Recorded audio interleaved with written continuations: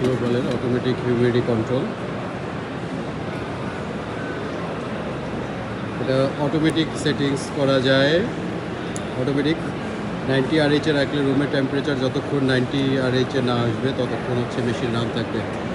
3-4টা মোডে কন্ট্রোল করা যায়, একটা ম্যানুয়াল, একটা হচ্ছে অটোমেটিক, 2টা মোড। 3 নজল, এটা হচ্ছে 18 litre per hour. 18 litre per hour হলো ময়েশ্চার RH কন্ট্রোল করবে। যাদের হচ্ছে ফার্ম আছে, ফ্যাক্টরির মেশিন আছে, তারা হচ্ছে এই মেশিনটা দেখতে পারে। খুবই এফেক্টিভ একটা জিনিস।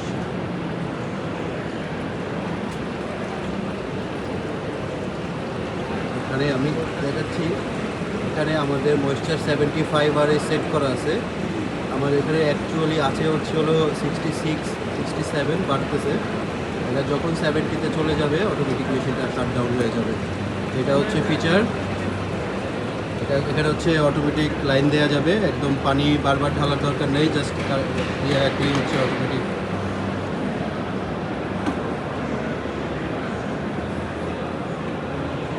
গ্লোবাল ইনস্টল আমাদের সিস্টেমে।